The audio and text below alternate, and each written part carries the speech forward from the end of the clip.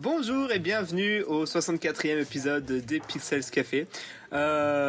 Aujourd'hui, je suis en compagnie de 4 personnes, mais je me présente tout d'abord. Je m'appelle Tomario et donc je suis avec Hunt, Adieu. avec Dobios, Salut. avec Dr. D Hello. et Kounia. Exact. Yes. J'ai réussi.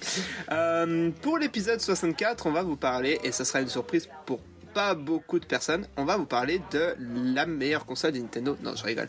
De la Nintendo 64. Une des très bonnes consoles de Nintendo. Mais vous allez dire, il n'y a que des bonnes consoles chez Nintendo. À part la Switch, la Virtual Boy. La Virtual Boy, ouais, bon, c'est pas une console, c'est un flop, c'est pas pareil. Bref. Donc on va parler de la Nintendo 64 un peu en général, voir quelle est votre expérience avec la console, peut-être citer des jeux que vous avez appréciés, et voilà, qui est-ce qui veut commencer ? Ben, moi, vite fait, au niveau de l'expérience sur la console, je n'avais pas cette console chez moi. En fait, j'y ai joué chez un pote, chez qui j'ai dû passer des dizaines et des dizaines d'heures à jouer, notamment à un jeu qui était GoldenEye 64. On s'est fait, je crois, toute la campagne solo 2 fois. Donc une fois c'est moi qui l'ai faite, puis une fois c'était lui. Puis ensuite on a joué pas mal en multijoueur. Puis là on a invité encore 2 autres personnes pour pouvoir jouer à 4. Sinon... On dira jamais assez, tu aimes bien faire pampan. Voilà, c'est ça, Pompon et Boum Boum. Et pampan et boum boum. Voilà. Parce que ça explose aussi. Ah, c'est clair que les parties à 4 joueurs avec les mines de proximité, on a tous... C'est trop bien, les stackés.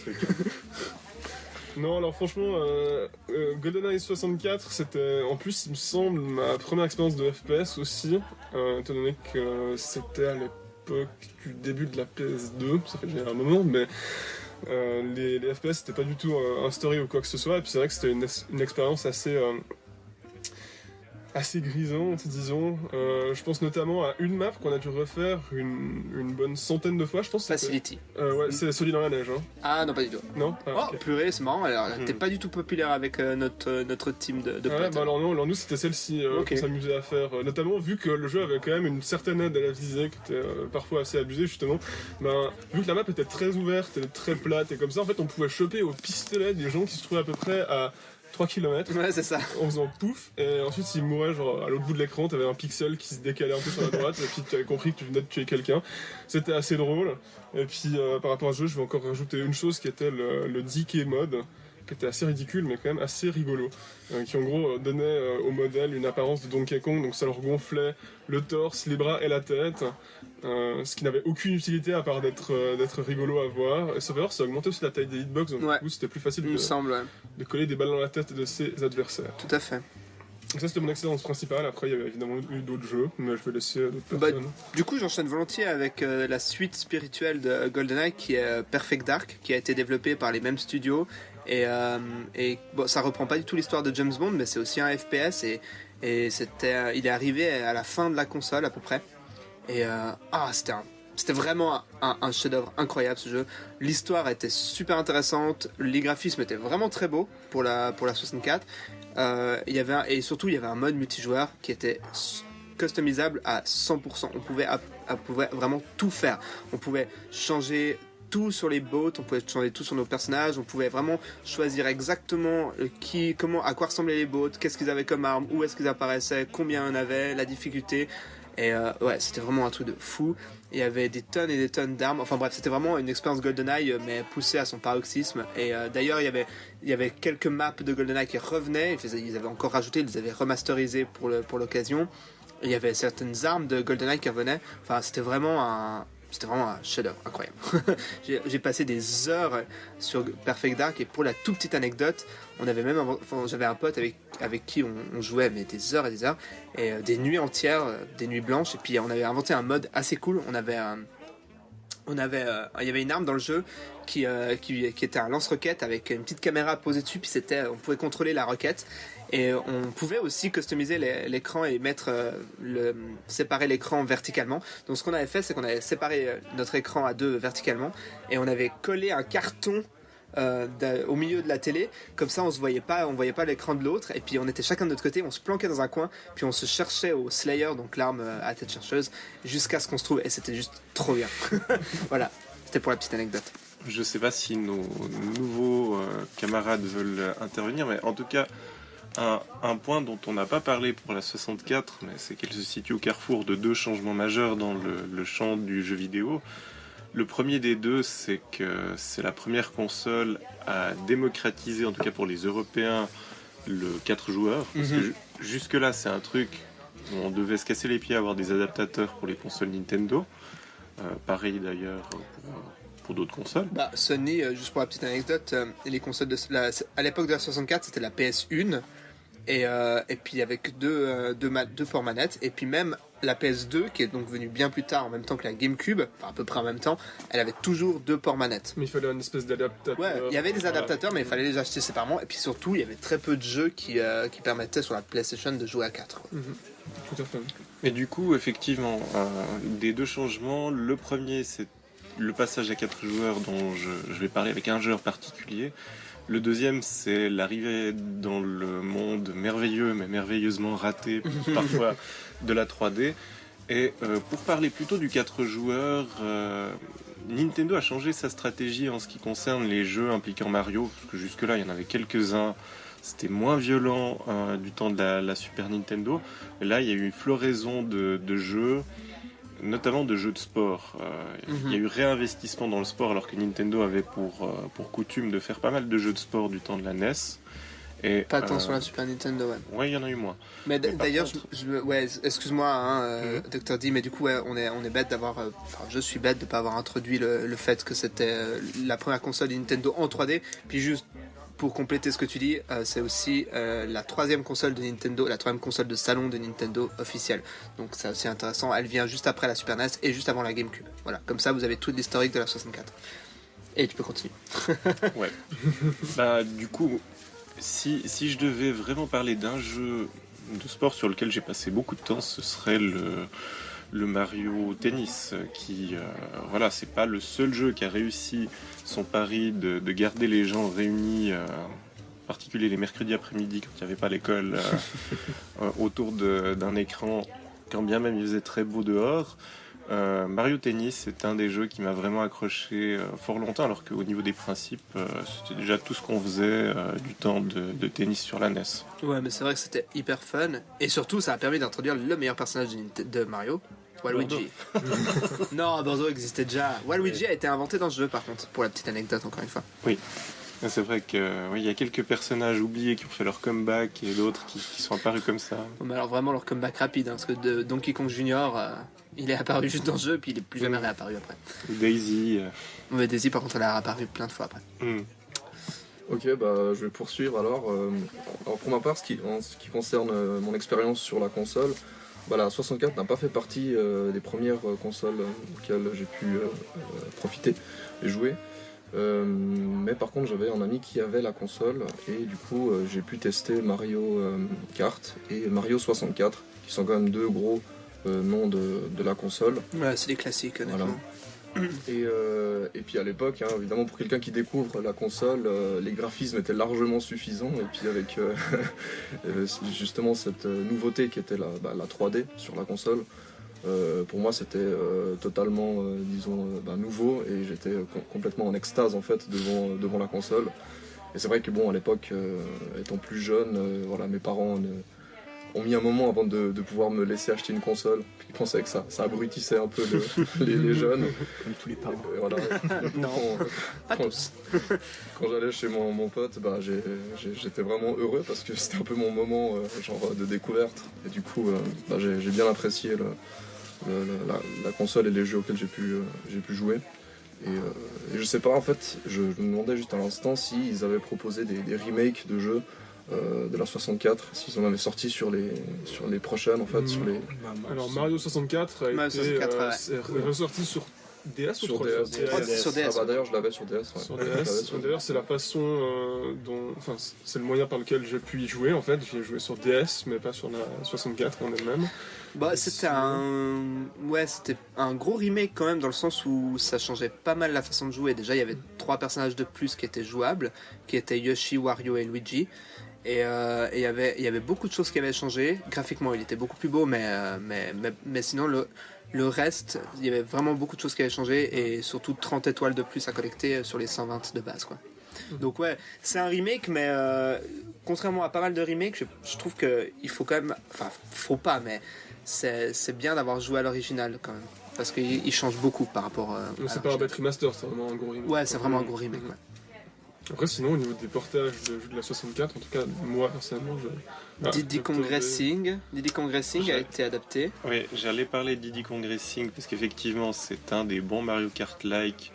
Un des premiers aussi dans un mouvement de démocratisation par Nintendo des jeux qui permettent de faire de la pub pour d'autres héros de firmes exclusivement Nintendo à l'époque, à savoir Banjo et Kazooie, Donkey Kong et Conker, qui ont tous les trois bien marché, l'un des trois étant quand même beaucoup plus décevant, Donkey Kong.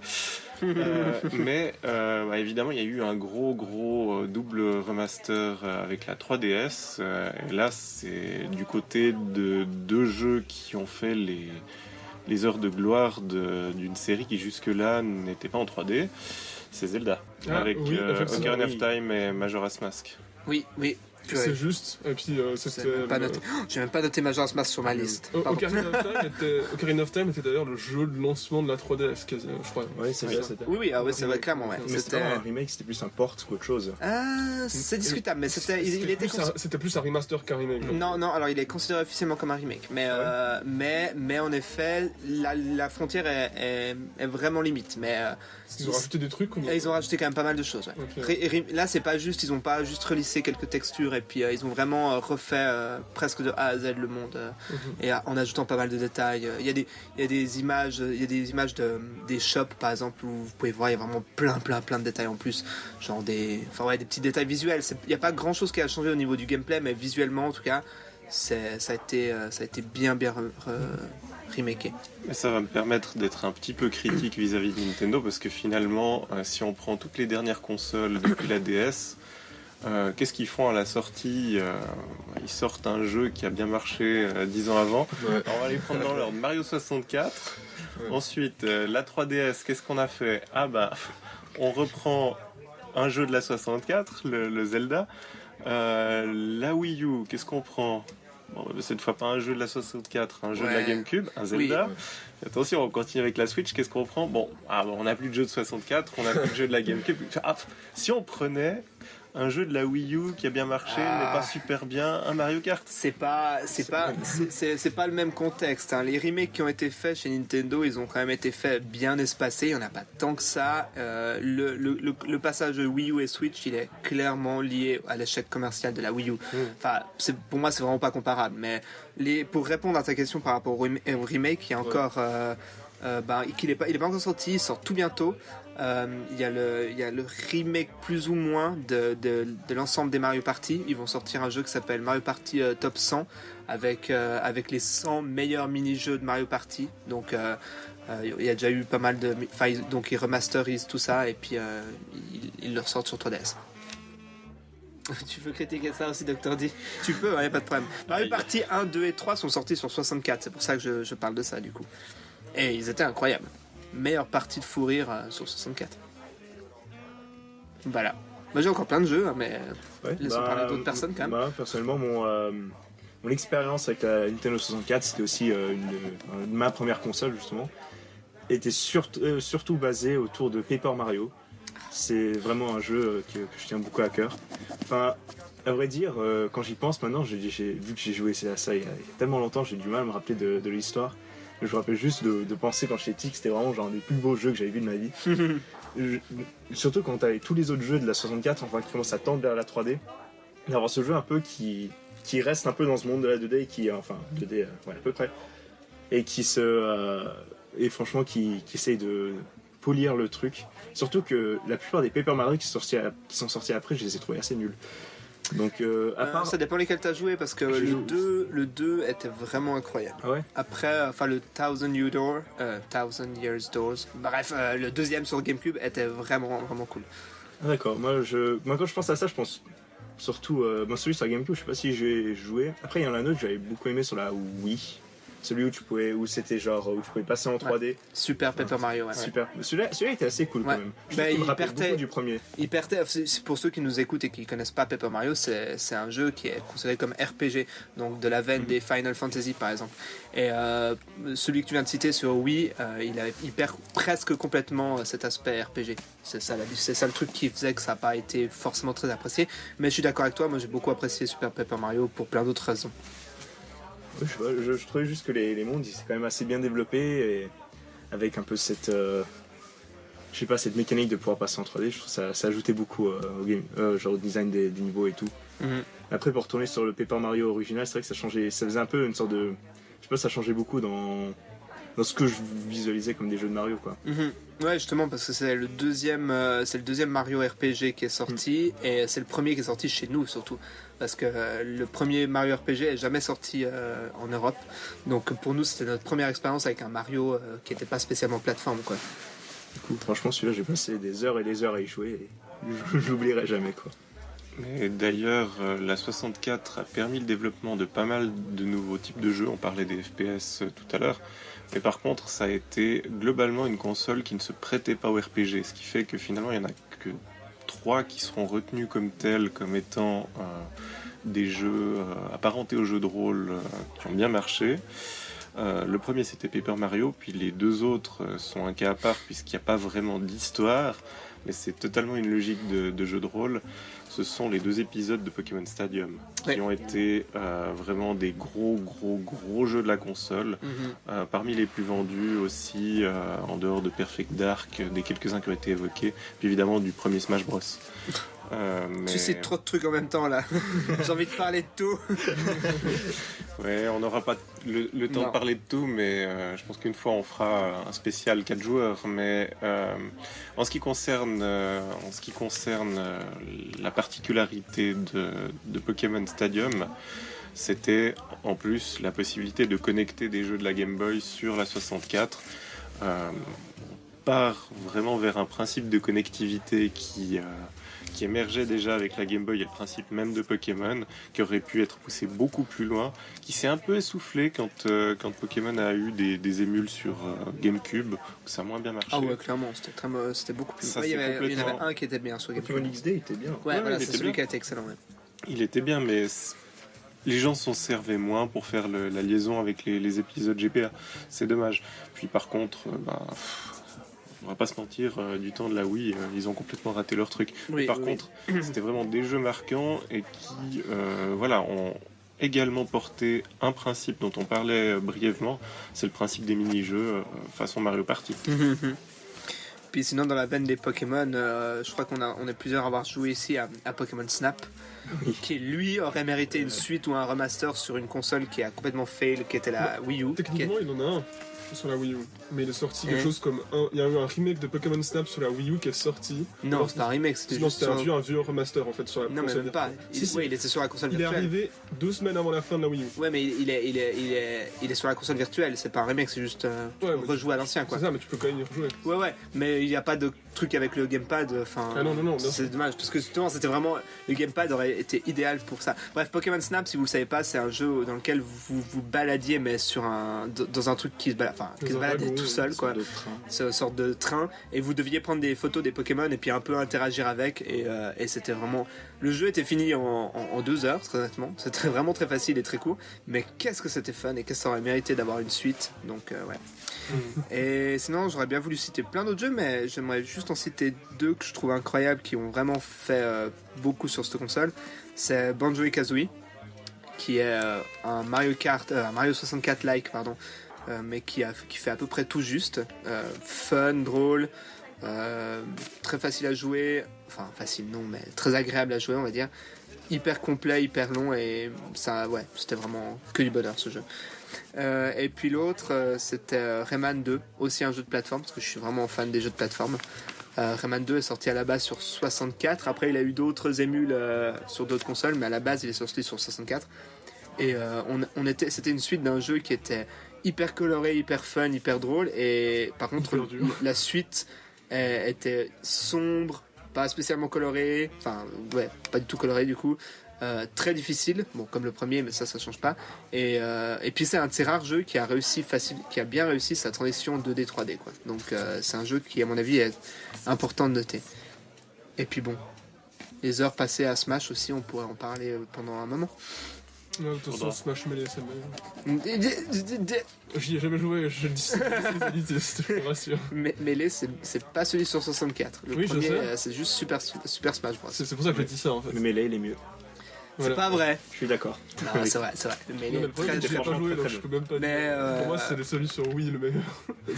Bah, pour moi, Oui, il est chaque épisode est mieux que le précédent. Donc, C'est vrai. Oui, c'est bien. pour moi. Voilà. Je sais pas, vous avez quelque chose à rajouter Trop de choses. Trop de choses, hein. On est d'accord. Hein. On en reparlera. On en reparlera. Mais c'est vrai qu'un épisode spécial 4 joueurs, ça pourrait être une bonne idée. On retient, je note en tout cas. Voilà. Donc la 64, c'était une grande console avec plein de jeux, comme vous avez pu l'entendre. Et même malgré la différence d'âge de l'équipe qui est ici, on a tous joué à la 64. Et même un petit peu beaucoup, enfin bref, ça change pas. C'est une console qui a beaucoup plu à plein de personnes. Donc voilà, si ça vous intéresse, essayez d'en chercher une et puis jouer. En attendant, on vous dit du coup au revoir gentiment en vous disant que vous pouvez nous suivre sur www.pixels-association.ch ou sur Twitter ou sur Instagram ou sur Facebook, surtout sur Facebook et sur YouTube aussi évidemment. Et puis voilà, on espère que vous écouterez d'autres Pixels Café. En attendant, moi c'était Tomario et j'étais avec Dr. D, Dobios, Ant et Kunia. Oui. Je vais y arriver. Du coup, on vous dit au revoir et à la prochaine. Bye. Bye bye. Ciao.